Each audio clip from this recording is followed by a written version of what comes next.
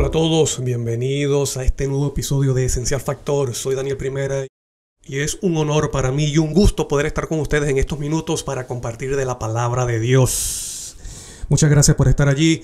Así que en estos minutos vamos a aprender algo que tiene que ver acerca de lo que venimos hablando de la deidad de Dios, ese Dios bíblico, ya que es importante. Porque mismo Cristo dijo que conocer a Dios es el fundamento ¿de qué? De la vida eterna. En el momento del bautismo, del bautizo de Cristo Jesús, cuando descendió el Espíritu Santo en forma de paloma sobre Cristo, está enseñando acerca de un Dios, de ese Dios diferente del que muestra la Biblia. Otra pregunta, ¿a qué se refiere? ¿A qué se refiere la Biblia con el descenso del Espíritu Santo en forma de paloma sobre Cristo en el momento del bautismo? Bueno, sobre eso vamos a estar hablando en estos minutos, así que no te retires porque en unos segundos vamos a comenzar con el tema de hoy, que fue lo que descendió sobre Cristo en forma de paloma.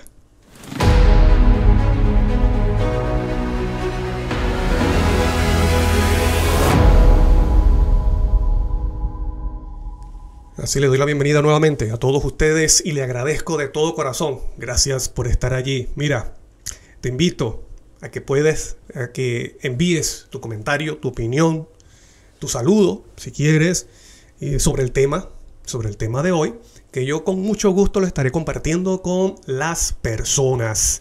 Y si el tema, te parece importante y que las personas deben conocer, bueno, te invito a que tú se lo compartas a otras personas. Si lo estás viendo por el YouTube, que te suscribas al canal para que sigas recibiendo estos estudios y también que puedas darle like, ya que de esta forma estarás ayudando y colaborando con este trabajo para la honra y gloria de Dios. Solamente te pido eso. Y si lo haces, mira, te lo agradezco de todo corazón. Que puedas dar el like y puedas también comentar tu opinión, que yo lo estaré leyendo y también lo estaré, por YouTube te voy a responder también. Mira, en el mundo secular, yo no sé si tú sabes cómo se mueve la información y los medios de comunicación en el mundo secular. Y lamentablemente los medios de comunicación manipulan la información para su conveniencia. ¿Me explico? Y eso es muy común. Ocurre en los países desarrollados y cuantos más en los países no desarrollados. Y los medios de comunicación oficiales en la sociedad, en el mundo, bueno, ellos manipulan la información y todo lo que dicen lamentablemente no es la verdad. Y yo estoy seguro que tú has escuchado eso. Y todos los canales importantes, entre comillas, ellos tuercen la información, la manipulan para su conveniencia. O sea que no te muestran la verdad completamente. Y muchas veces nosotros que somos los consumidores y necesitamos conocer la verdad o la información correcta, tenemos que acudir a medios alternos. ¿Me explico? O independientes. El cual esos medios alternos o independientes o los canales independientes a veces son rezagados, son dejados a un lado y no tienen el apoyo y hasta son censurados porque no tienen el apoyo de la élite y del sistema que domina el mundo. ¿Me explico? Entonces, mayormente la información que nosotros recibimos de los medios de comunicación, te repito, no es la verdad. La élite la manipula para su conveniencia. Pero en el mundo cristiano, lamentablemente, también sucede lo mismo. Muchos tuercen, fuerzan las escrituras para que la Biblia diga lo que no está diciendo. ¿Ves? Para la conveniencia de quienes, de esos muchos. Entonces, hay personas, y no puedo decir que son todos, que lo hacen conscientemente, con alevosía, pero sí una gran parte, entendiendo lo que dice la palabra de Dios, muchas veces tuercen y fuerzan la Biblia para que digan lo que no está diciendo. Y el caso de la experiencia del bautismo de Cristo no es una excepción. Muchos utilizan el bautismo de Cristo para argumentar de que sí es cierto, de que es una realidad, de que es verdadero ese Dios trino, el cual tiene su fundamento y sus principios en dioses paganos. ¿Me explico? Pero utilizan, así como también la concepción de Cristo en el vientre de María, ahí también te muestran de que dicen, mira, ahí son tres. En el bautismo de Cristo, ahí también son tres. ¿Por qué? Porque el Espíritu Santo descendió en forma de paloma sobre Cristo y el Padre está hablando arriba en el cielo y su Hijo está aquí abajo bautizándose. Pero entonces, como no se compara un versículo con otro, entonces muchas personas se quedan con lo que están escuchando y dicen, sí, es cierto, mira, ahí está hablando y está enseñando sobre ese Dios. Cuando es un error, te repito, es igualmente con Apocalipsis 4, cuando dice que al que está sentado en el trono, los ángeles le dicen santo, santo, santo. Está hablando de un solo ser que está en el trono. Dice al que está sentado en el trono. Y Apocalipsis 4 te dice muy claramente, dice al único que está sentado en el trono, al que es santo, santo, santo. Entonces, como los ángeles repiten 3 veces santo, santo, santo, entonces dicen, ven, que ahí hay 3 seres. Cuando la Biblia allí te dice que es uno, pero cuando se menciona, cuando ellos repiten 3 veces santo, lo que está hablando es de la santidad total y perfecta del Padre. ¿Me explico? Santo en el pasado, santo en el presente y santo en el futuro, eternamente santo. Bueno, eso es un ejemplo. Entonces utilizan esos versículos para decir eso. Es igualmente con el bautismo de Cristo. Entonces vamos a leer aquí el versículo, esos versículos que hablan acerca del bautismo de Cristo. Y vamos a leer, aunque aparece también en Mateo, Marco y Lucas, vamos a leer Mateo y Lucas. Mira lo que dice la palabra de Dios. Vamos a leer aquí Mateo 3:16. Dice Mateo 3:16, 17. Vamos a ver qué fue lo que descendió sobre Cristo. Y Jesús, después que fue bautizado, subió luego del agua. He aquí, los cielos le fueron abiertos y vio al Espíritu de Dios que descendía como paloma y venía ¿sobre quién? Sobre Cristo, sobre él.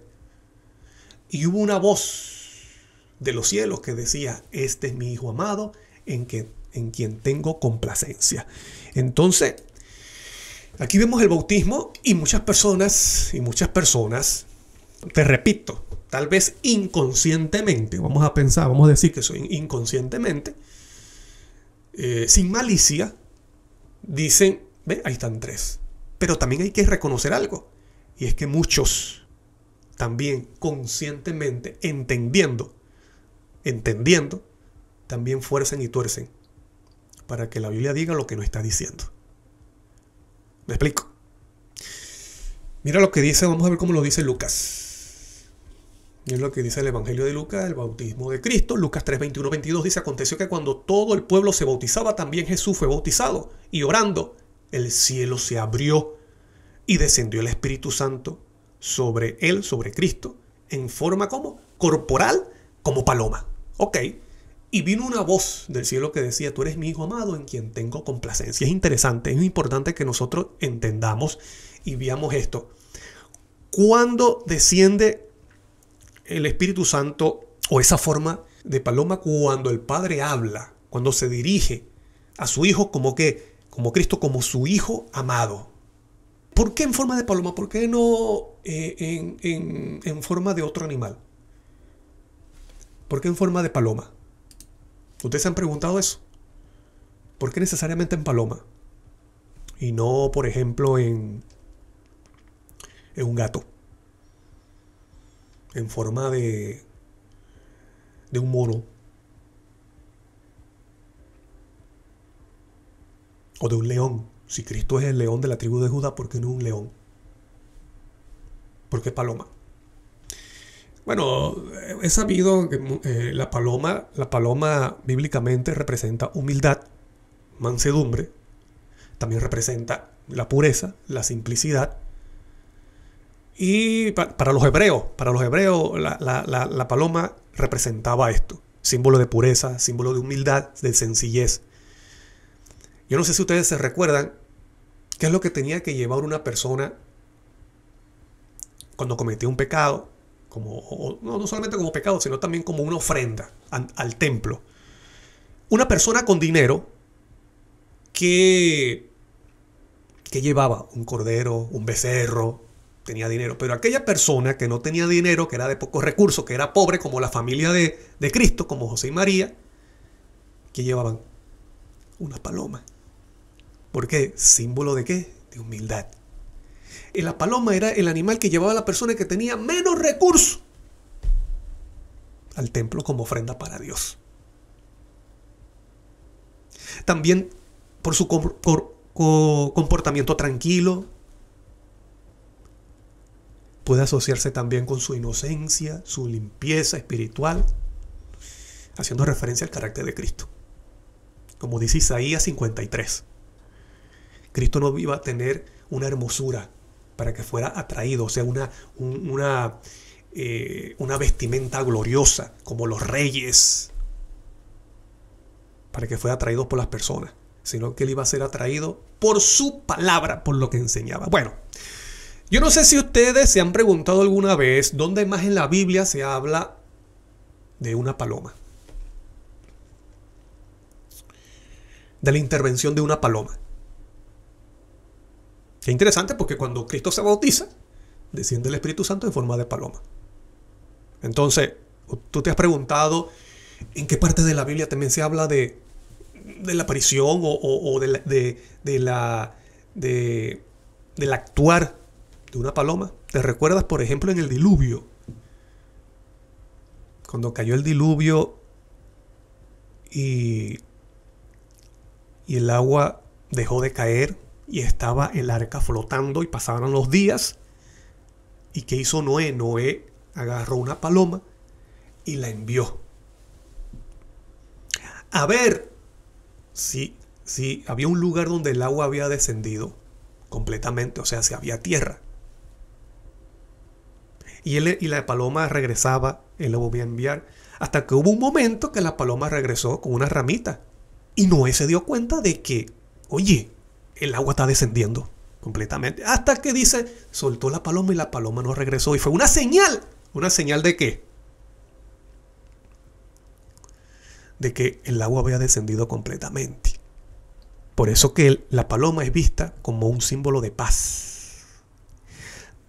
Dios destruyó el pecado con el diluvio. Ahora hay paz en la tierra. Una paloma regresó a Noé con una rama en el pico, lo que simboliza que es el fin del juicio de Dios sobre la humanidad y el restablecimiento de la paz. ¿Entre quién? Entre Dios y el hombre. Está interesante, hermano, que aquí estamos hablando del arca y una representación de la salvación. ¿Me explico? Las personas que entraron en el arca, que confiaron en la palabra y las promesas de Dios, se salvaron de la destrucción. Y una paloma fue la que dio aviso de que el diluvio había pasado y el juicio de Dios. Miren aquí, por ejemplo, vamos a leer lo que dice Génesis para que ustedes vean lo que ocurrió con esa paloma. Génesis 8, 11 y 12 dice, y la paloma volvió a él a la hora de la tarde, he aquí que traía una hoja de olivo en el pico. Y entendió Noé que las aguas se habían retirado sobre la tierra y esperó aún otros 7 días y envió la paloma, la cual no volvió ya más a él. Entonces el juicio de Dios pasó. Hay paz. Hay una reconciliación. Ahora, en el bautismo de Cristo, cuando desciende el Espíritu Santo en forma de paloma sobre Cristo, ¿qué creen ustedes que está simbolizando eso? ¿Qué está representando? Lo que está diciendo es que se está señalando a Cristo como el medio de paz entre Dios y el hombre. El medio de la reconciliación entre Dios y el hombre. Mira lo que dice Isaías. Es interesante esto. Lo que dice Isaías sobre lo que dice Jehová. Isaías 42:1 dice, he aquí mi siervo, yo le sostendré, mi escogido, palabra de Jehová, profetizando a Cristo Jesús cuando vendría a la tierra. He aquí mi siervo, yo le sostendré mi escogido, en quien mi alma tiene contentamiento. Lo mismo que dijo el Padre acerca de Cristo en el bautismo, o sea que está hablando de Cristo Jesús, hecho hombre. Entonces dice, en quien mi alma tiene contentamiento, he puesto sobre él mi espíritu. Él traerá justicia a las naciones. ¿En qué momento se cumple esto? El momento del bautismo, visiblemente. Pero ya Cristo había recibido el Espíritu Santo antes del bautismo. Porque él crecía en gracia para con Dios y ¿quién? Y los hombres. Él ya tenía el Espíritu. Él ya tenía el Espíritu Santo. Pero en el momento del bautismo se hace visible en forma de paloma, como una señal para el pueblo, para el hombre, para que entendieran quién era Cristo, el Salvador, el enviado, el ungido de Dios. ¿Me explico? Ok. Pero Isaías, en el Antiguo Testamento, te dice que Jehová está hablando el Padre, dice, mi siervo, mi escogido, en quien mi alma tiene contentamiento, las palabras que dicen en el bautismo de Cristo, en el bautizo de Cristo, y dice, he puesto sobre él mi espíritu, él traerá justicia a las naciones, lo que dice Daniel, justicia eterna. Ok. Tenemos que hacernos la pregunta, ¿qué significa mi espíritu? Cuando Jehová dice en Isaías, he puesto sobre él mi espíritu, ¿qué significa esas palabras? Porque la misma Biblia te responde. Entonces nosotros no tenemos que quedarnos con lo que diga alguien, diciendo, utilizando ese relato, esa experiencia o ese caso del bautismo de Cristo para decir lo que no está diciendo. Entonces vamos a ver con la Biblia qué significa mi espíritu. Cuando Jehová dice mi espíritu, ¿qué significa? Salmo 139, 7, 8. Esto es un versículo que ya yo lo he compartido con ustedes en otros estudios anteriores, pero es necesario que lo recordemos para que veamos qué significa bíblicamente cuando Jehová dice mi espíritu. Entonces dice, Salmo 139, 7, 8 dice, ¿a dónde me iré de tu espíritu? David le está diciendo a Jehová, le está diciendo, ¿a dónde me iré de tu espíritu? ¿Qué significa irse de su espíritu? Bueno, lo sigue diciendo. ¿Y a dónde huiré de tu presencia? Cuando dice irse del espíritu, es huir de su presencia. ¿De la presencia de quién? Del Padre, porque está dirigiéndose al Padre, a Jehová. Entonces quiere decir que el espíritu es su presencia, porque Jehová es omnipresente. Ese es un atributo que tiene Jehová.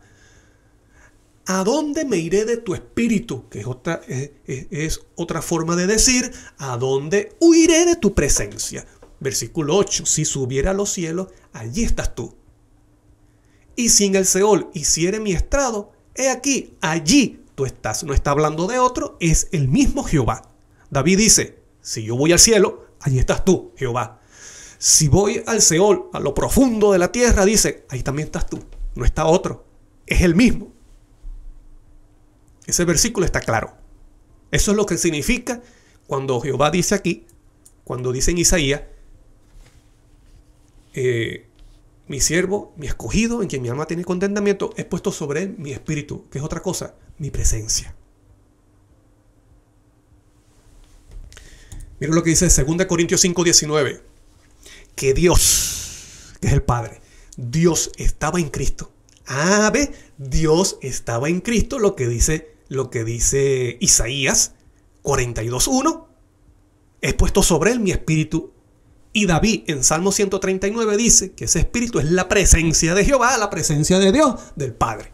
Y dice que Dios estaba en Cristo reconciliando consigo al mundo, no tomándole en cuenta a los hombres sus pecados, y nos encargó a nosotros la palabra de la reconciliación. O sea que cuando Cristo vino a la tierra a cumplir el plan de la redención del hombre, el que estaba en él era el Padre Celestial, porque él colocó su propia presencia. Y cuando Cristo estaba en la cruz, dice, Dios estaba con Cristo reconciliando consigo al mundo. Aunque hubo una separación, el Padre y Cristo son uno. El único momento en toda la eternidad donde hubo una separación entre el Padre y su Hijo fue el momento de la cruz, cuando Cristo dijo: Padre, ¿por qué me has desamparado? Ahí hubo una separación. Y eso fue lo que reventó el corazón de Cristo. La separación de su Padre. ¿Por qué? Porque Cristo tenía que morir la muerte del hombre caído y pecador, culpable. Que es la muerte que la muerte eterna. ¿Y qué es la muerte eterna? Separación completa de Dios. Por eso que la Biblia dice que los impíos que no se arrepientan van a sufrir en el tiempo del fin que el crujir de dientes, el lloro y el crujir de dientes. ¿Por qué? Porque eso produce la separación completa de Dios. Cristo sufrió eso en la cruz. Y eso fue lo que reventó el corazón. Pero la Biblia te dice quién estaba con Cristo. Dice: Dios estaba con Cristo reconciliando consigo el mundo. Era Dios porque el mismo Jehová prometió en el Antiguo Testamento: yo he puesto sobre él mi propia presencia, mi espíritu. ¿Me explico? Entonces, lo está diciendo Pablo y también lo dice, mira lo que dice Juan en 17, 21, 23, dicho por Cristo. Estas son palabras de Cristo. Dice: para que todos, orando al Padre, dice: para que todos sean uno, como tú, oh Padre, en mí. Ahí está.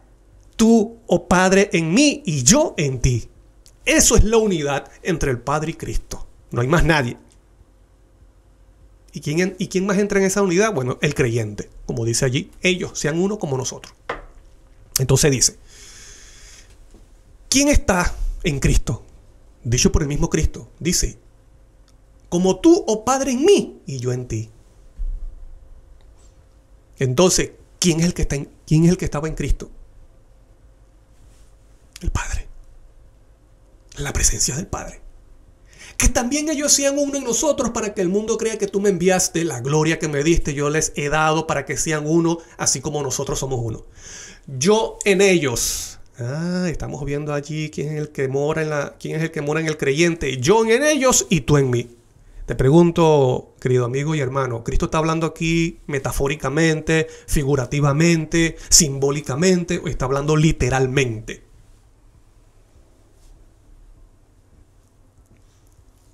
Un estudioso sincero de la Biblia sabe que Cristo aquí está hablando literalmente. Yo en ellos y tu Padre en mí. ¿Por qué? Porque el mismo Jehová lo dijo en Isaías: yo voy a poner sobre él, sobre mi siervo, sobre mi escogido, mi espíritu, que no es otra cosa que su propia presencia. Para que sean perfectos en unidad, para que el mundo conozca que tú me enviaste y lo has amado a ellos como también a mí me has amado. También dice Juan capítulo 14, versículo 10 y 11, dicho por el mismo Cristo: ¿no crees que yo soy en el Padre y el Padre en mí? Hermano, no es otro que estaba en Cristo. Era el Padre. ¿No crees que yo soy en el Padre y el Padre en mí? Las palabras que yo hablo no las hablo por mi propia cuenta, sino que el Padre que mora en mí, está hablando literalmente, el Padre que mora en mí, Él hace las obras. Creedme que yo soy en el Padre y el Padre en mí. Lo vuelve a repetir a los discípulos de otra manera: creedme por las mismas obras. Porque es el Padre que mora en mí que hace las obras. Eso es lo que confirmaba que Cristo era el Hijo de Dios, que el Padre estaba morando en Cristo y hacía las obras a través de su Hijo. Así como la creación. En muchas partes de la Biblia tú vas a leer que el Padre hizo todas las cosas a través y por medio de su Hijo. Ya aquí nosotros ya tenemos una pista. Aquí nosotros ya tenemos una pista de qué fue lo que descendió. Qué fue lo que descendió del cielo. Cuando tú comparas honestamente un versículo con otro versículo. Ahora, ¿qué fue lo que descendió sobre Cristo en el bautismo? Aquí estamos viendo, hemos visto una pista, pero vamos a ver que lo dice la misma Biblia. La misma Biblia. Entonces, si Cristo Si Cristo dijo que el Padre, y lo hemos leído, si Cristo dijo que el mismo Padre moraba en él y que el Padre hacía las obras por medio de él, entonces lo que descendió del cielo en forma de paloma no fue otra cosa que la gloria del Padre sobre su Hijo amado. Esa gloria visible. Porque, te repito, ya en Cristo estaba el Espíritu Santo, que es la presencia del Padre en él. Desde antes del bautismo. Ahora, aquí se hace visible para confirmarlo ante los demás, como una señal. Por eso que Juan el Bautista dice, bueno, y es una señal de que Cristo era el Mesías. Mira lo que dice Pedro. Mira lo que dice Pedro acerca de eso. De lo que recibió Cristo cuando escucharon la voz. Este es mi Hijo amado en quien tengo complacencia. Segunda de Pedro 1, capítulo 1, versículo 17 dice: pues cuando él recibió de Dios Padre honra y gloria. ¿Qué recibió del Padre? Honra y gloria. Te repito, recibió del Padre honra y gloria. Le fue enviada desde la magnífica gloria una voz que decía: este es mi Hijo amado en el cual tengo complacencia. Aquí el contexto, Pedro está mencionando la experiencia de la transfiguración, lo que se conoce como en el monte de la transfiguración. ¿Se recuerdan? Cuando Cristo se transfiguró, su vestido dice que se volvió luz, volvió una gloria, y escucharon la voz del Padre también repetir: este es mi Hijo amado en que tengo complacencia, a él oí. Ok. Pero Pedro dice que cuando se oyó esa voz en el cielo, ¿qué recibía Cristo? Honra y gloria del Padre. Mira lo que dice esta versión. Vamos a ver. Esta versión es en la Reina Valera 60. Mira lo que dice la Nueva Traducción Viviente.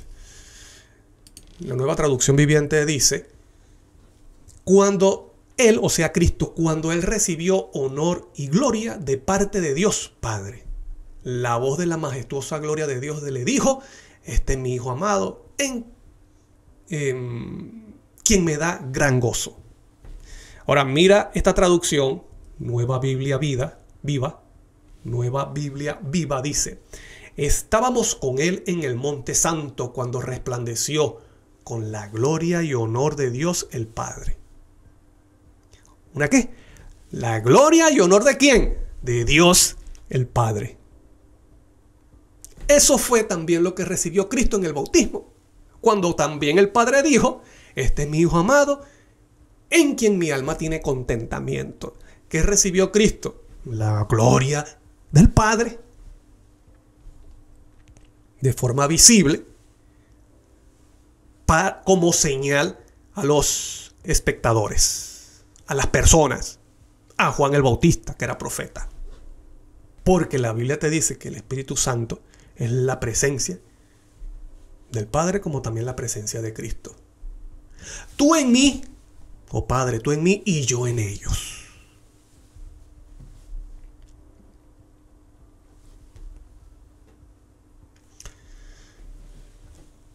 Vamos a ver lo que descendía junto con la voz, porque eso es lo que descendía cuando el Padre hablaba estas palabras. Entonces descendía sobre Cristo la gloria. El deseo de toda la gente, página 91, dice: en ocasión del bautismo del Salvador, Satanás se hallaba entre los testigos. Vio la gloria del Padre que descansaba sobre su Hijo. ¿Qué descendió sobre Cristo en forma de paloma? La gloria del Padre que descansaba sobre su Hijo. Oyó la voz de Jehová atestiguar la divinidad de Jesús. ¿Estás viendo?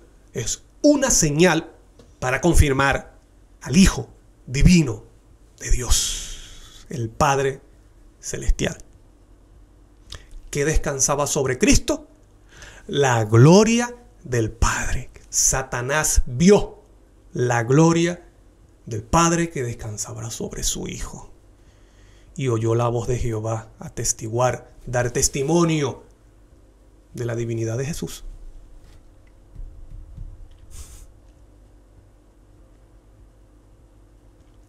¿Esto está de acuerdo a la Biblia? Esto está de acuerdo a la Biblia.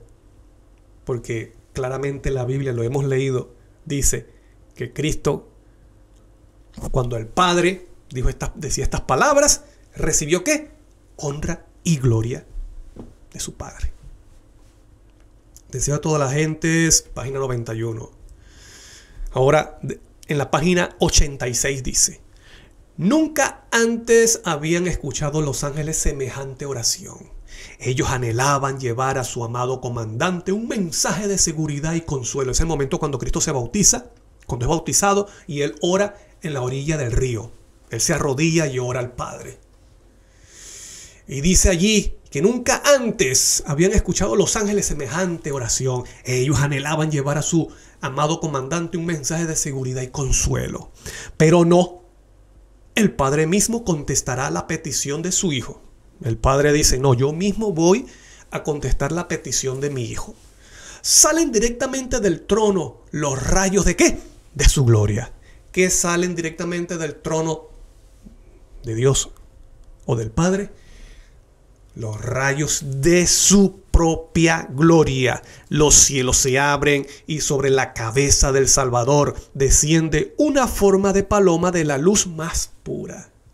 Eso es el Espíritu Santo, la presencia del Padre, la gloria del Padre mismo, emblema adecuado del manso y humilde, el carácter de Cristo, que no es otra cosa que el carácter del Padre. Cristo revela al Padre. Cristo es la imagen del Padre. Lo que descendió sobre Cristo cuando el Padre habló no fue otra cosa que la propia gloria del Padre celestial. Alabado sea el nombre de Dios. Porque esto mismo sucede con el creyente que es bautizado.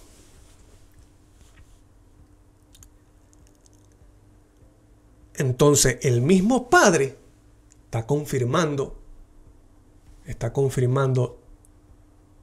la divinidad, la misión, la autoridad, la persona de su Hijo, de Cristo Jesús, su siervo.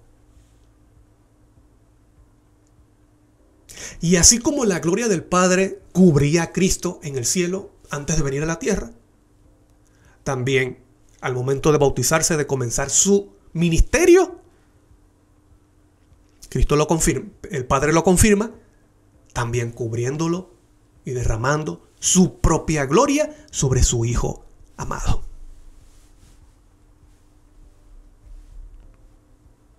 Es lo que dice la Biblia. Es lo que dice la Biblia. ¿Qué significa Espíritu de Jehová? Espíritu de Dios. La misma presencia de Jehová, del Padre. Porque Él es omnipresente. Entonces, surge la pregunta: ¿por qué el Padre desciende su gloria sobre Cristo? ¿Por qué el Padre? ¿Por qué el Padre desciende su gloria sobre Cristo? Porque Cristo es su Hijo unigénito. El único que ha sido engendrado la misma imagen del Padre y por el Padre. Por eso es que el Padre desciende su gloria para mostrar su amor a su Hijo amado, a su Hijo unigénito. Sign of the Times, 30 de mayo de 1895, dice: una oferta completa ha sido hecha, porque tanto amó Dios al mundo que dio a su Hijo unigénito. ¿Por qué se le dice Hijo unigénito a Cristo? ¿Solamente porque fue concebido en el vientre de María? ¿O porque ya era hijo desde mucho antes de venir a la tierra? Sigue diciendo: no un hijo por creación, como lo fueron los ángeles, o como fue Adán, que también se le llama hijo de Dios, pero fue creado como los ángeles. Ni un hijo por adopción, como es el pecador perdonado, sino un hijo engendrado a la expresa imagen de la persona del Padre. Por eso el Padre cubre con su propia gloria a Cristo, porque es su Hijo unigénito, único engendrado, a la misma imagen del Padre y con todo el brillo de su majestad y gloria, uno igual a Dios en autoridad, en dignidad y en perfección divina. En él habitaba toda la plenitud de la divinidad corporalmente. O sea, participa de la misma sustancia del Padre. ¿Por qué? Porque es su Hijo.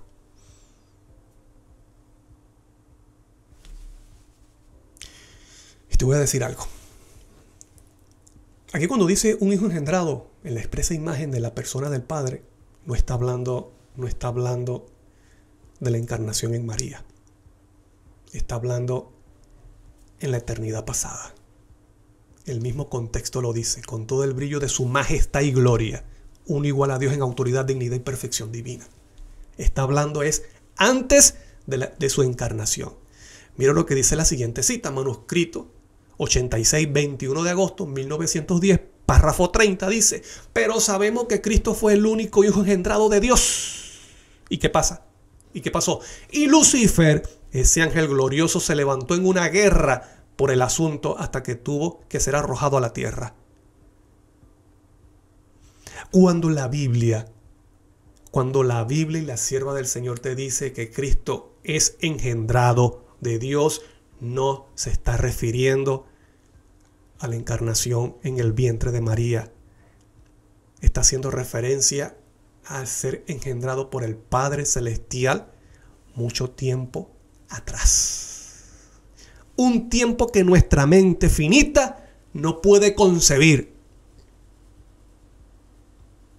Pero es antes de la encarnación en el vientre de María. Porque te dice, Cristo fue el único hijo engendrado de Dios y Lucifer se levantó en guerra por ese asunto. Y todavía esa guerra se mantiene actualmente por ese asunto. Muchas personas les molesta, les incomoda escuchar que Cristo fue engendrado por el Padre. Y ese es el espíritu del anticristo, dice Juan. Él negará al Padre y negará al Hijo. Y el primer anticristo fue Lucifer en el cielo. Por eso que el Padre desciende su gloria, su propia gloria, sobre Cristo, porque es su Hijo amado.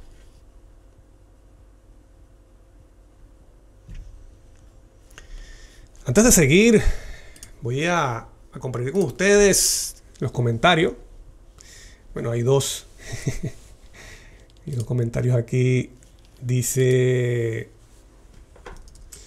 María Garrido: dejó ir a una palomita. Exacto, cuando hablamos acerca de Noé, en el diluvio. Mira lo que dice, vamos a leer lo que dice Fernando Restrepo Hurtado. Saludos fraternales, hermano. Muchas gracias, hermano. Saludos también para usted. Dios le bendiga. Gracias por escribir. En el deseado de toda la gente, página 644. Dice, me imagino que es capítulo, ¿no? Capítulo 74, dice el Hexemaní. Dice que antes de ser entregado, Jesús bajó el ángel Gabriel y se puso en medio de la turba. Y una luz divina iluminó el rostro de Jesús y le hizo sombra una figura de paloma. Un dato adicional a su introducción. Bendiciones, hermano. Así es, muchas gracias. Yo tengo esa cita para lo que vamos a mencionar en unos segundos. Muchas gracias por compartirlo. Y tienes razón. David López dice: saludos, brother. Saludos para ti, hermano. Dios te bendiga. Gracias por ese saludo. Y gracias por estar allí y por comentar. Entonces, vamos a ver la siguiente parte. La siguiente parte dice Fernando Restrepo, dice: amén, hermano. Amén, hermano. Muchas gracias. Muchas gracias. Gracias por estar allí y por compartir esas citas y esos pensamientos. Miren.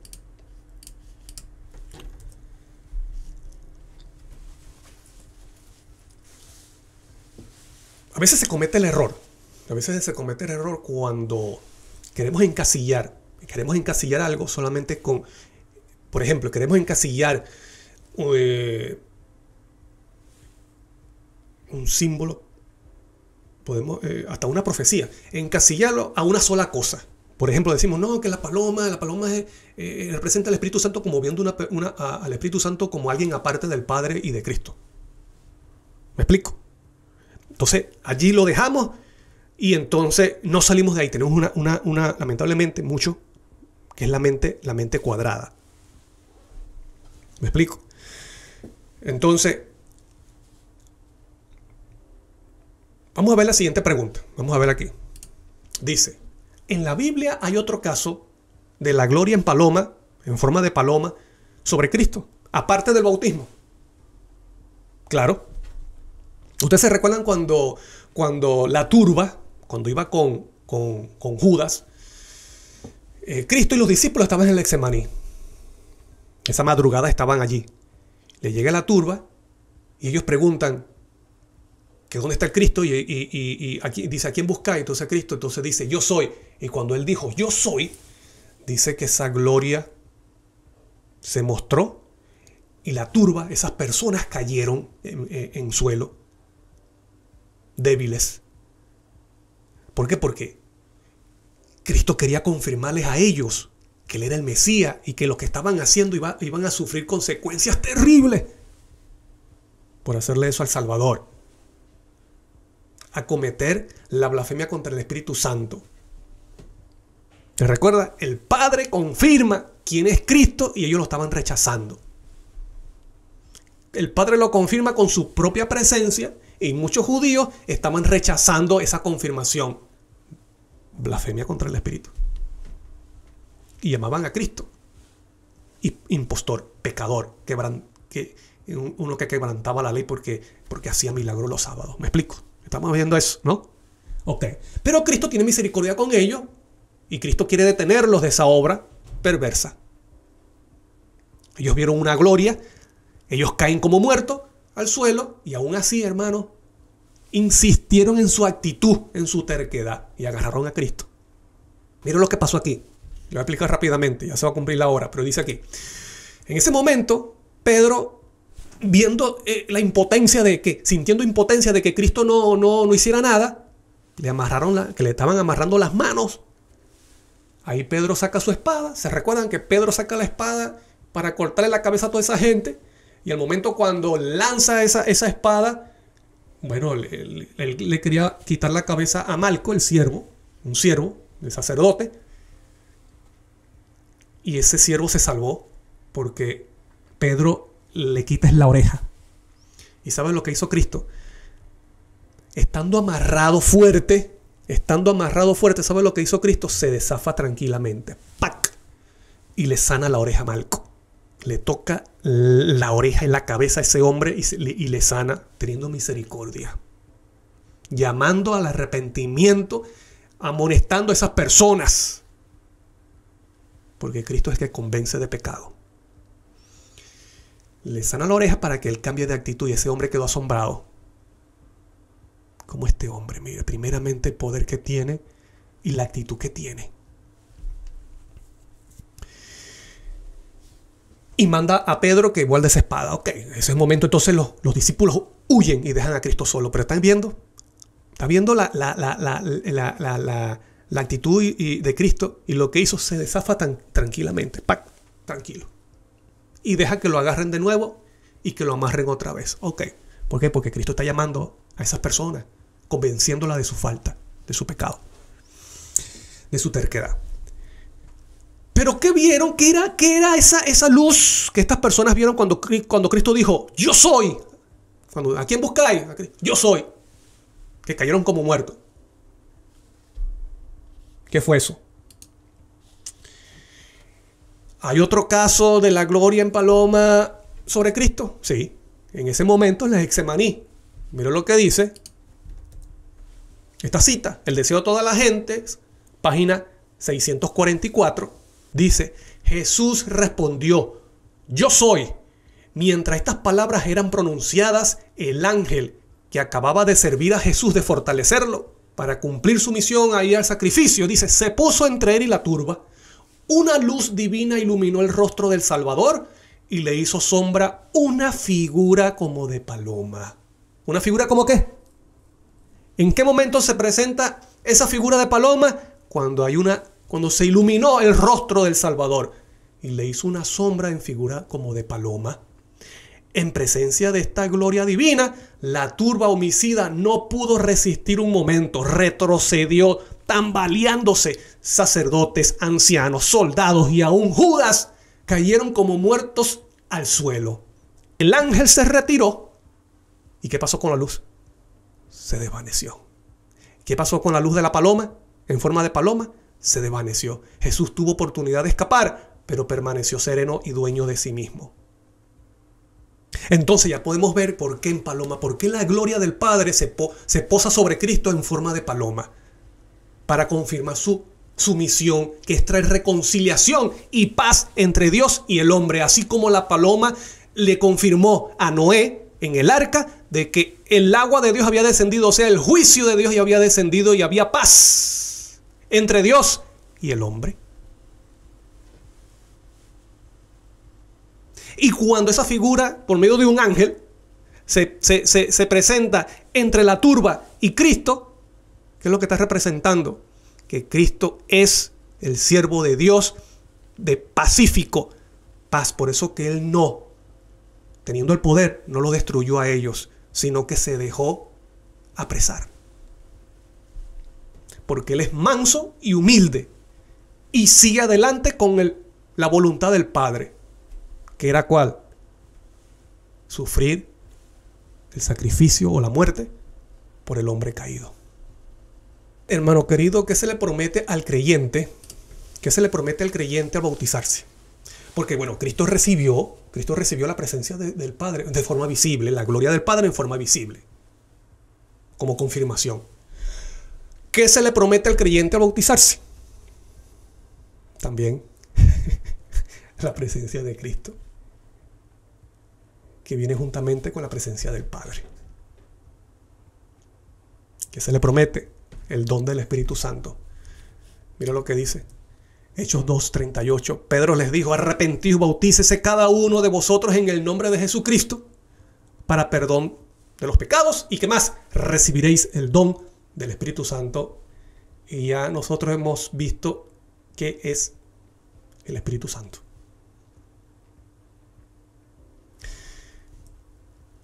¿Qué es el Espíritu Santo que se recibe? Entendiendo lo que dice la Biblia, la presencia de Jehová, la presencia del Padre, su propia presencia, que fue lo que recibió Cristo en el bautismo. Bueno, mira lo que dice Juan 17:23, dicho por Cristo: yo en ellos, tú en mí. ¿Quiénes son ellos? Los creyentes. Yo en ellos, tú en mí. Aquí Cristo está hablando literal, no está hablando metafóricamente, figurativamente, simbólicamente, poéticamente, porque esos son los que yo he escuchado. No, que Cristo está hablando poéticamente, está hablando figurativamente, simbólicamente. Hermano, se inventan argumento tras argumento para rechazar la verdad. Yo en ellos, tú en mí. Eso es lo que se recibe cuando la persona se bautiza, para que sean perfectos en unidad, para que el mundo conozca que tú me enviaste y que lo has amado a ellos como también a mí me has amado. Yo en ellos, tú en mí. Cuando se recibe la presencia de Cristo, se recibe también la presencia del Padre.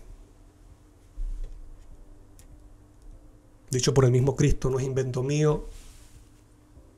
Tú en mí, Señor, y yo en ellos. Juan 14:23. Respondió Jesús y le dijo: el que me ama, mi palabra guardará, y mi Padre le amará, y vendremos a él. O sea, el Padre y yo vendremos a él, al creyente, y haremos morada con él. Eso es la promesa o el cumplimiento de la promesa del don del Espíritu Santo. Es la presencia del Padre, o la presencia de Cristo junto con el Padre. Termino con esta cita. Ya yo la he leído otras veces, pero es importante recordarlo, mencionarlo, para beneficio de aquellas personas que tal vez están viendo este tema por primera vez. Müller, Pautas hermenéuticas para tratar cuestiones teológicas, reflexiones número 40, octubre del 2012. Instituto de Investigaciones Bíblicas, Asociación General de los Adventistas del Séptimo Día. En la página 1 dice, hay temas como la Trinidad que tratan de conceptos bíblicos, teológicos que no pueden basarse directamente o al menos no exclusivamente en el vocabulario bíblico. No hay ningún texto bíblico que diga hay un solo Dios en tres personas, Padre, Hijo y Espíritu Santo. No hay un solo texto que diga que hay un solo Dios en tres personas. Esa es la verdad. Así que cuando Cristo se bautizó, recibió la misma presencia, de la gloria de la presencia del Padre sobre él. Y por eso que Cristo mismo dijo, mira, las obras y las palabras no las hago yo, no las hablo yo, sino que el Padre que mora en mí, Él hace las obras. Y eso es lo que se te promete a ti cuando tú eres bautizado o aceptas a Cristo, recibes la presencia de Cristo en tu vida. Pablo dice que por la fe mora Cristo en el corazón. También dice Cristo en vosotros, esperanza de gloria. El mismo Cristo dijo, mira, vendremos a Él y haremos morada en Él. O sea, en otras palabras, vendremos a ti y haremos morada en ti. Cristo junto con su Padre Celestial. Esa es la verdad bíblica. Así que espero que sea una realidad en ti y en mí, para honra y gloria de Dios. Hasta aquí este episodio de Esencial Factor. Soy Daniel Primera. Ha sido un gusto para mí poder compartir con ustedes la palabra de Dios.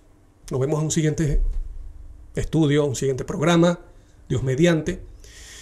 Y recuerda esto: paz y conoce al Cordero de Dios.